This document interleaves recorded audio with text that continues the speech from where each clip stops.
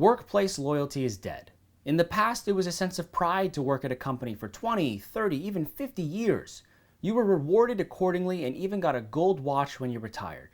So what happened? Well, workplace culture changed. Now you were seen as just a cog in a wheel. Outside hires get the promotions and even earn higher salaries. And if you stay too long, you become too expensive. So they fire you and hire a cheaper replacement with 1/4 the experience. Companies began to care less and less, and eventually so did employees. Let's go. 4.1. That's the average amount of years that an employee sticks with a company according to the Bureau of Labor Statistics. And it makes perfect sense because more and more people are starting to realize that the more frequently that they switch jobs, the better. When you switch jobs, you will see an average of 9.5% increase in salary compared to 2.9% if you stayed. This is because most companies will look outward to fill positions instead of looking in. They see it as a new perspective or bringing in previous competitors, and that's fair. However, this behavior builds resentment.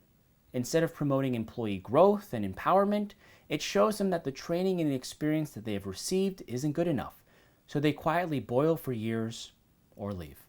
The cultural and generational shift in workplace expectations is also a large factor. The newer generations like Gen Z and Millennials are putting their foot down because they want to prioritize work-life balance, personal growth, and also doing meaningful work. They are also huge advocates for flexible work arrangements like hybrid, fully remote, and flexible hours.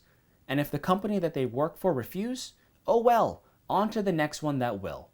Many companies have no choice but to make these accommodations or they will not be seen as good companies to work for. Another factor that is becoming more relevant day by day is globalization. Think of it this way. Why would a company pay you $70,000 a year with health benefits and PTO and many other things when they can pay someone around the world to do it for a fraction of the cost?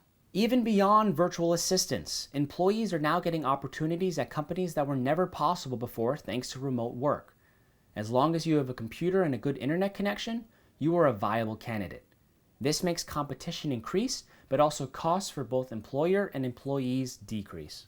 As society advances, things that are considered obsolete are left behind, and the same concept can be applied to the job force. Ice cutter, town crier, food taster, lamplighter, elevator operator, and more. All were serious jobs at one point and paid good money. However, you would be hard-pressed to find one today because technology and machines are replacing humans and it will continue to increase as time goes on. If a company can replace a human with a robot and the quality of the work doesn't decrease, then it's an easy decision. Robots don't complain. They don't need salary increases, they don't need paid time off, and they don't need benefits. They work non-stop every single day until they break. Now, granted, there is a list of jobs that robots will never be able to take, but that list is starting to get smaller and smaller as time goes on. It is clear that company loyalty is a thing of the past.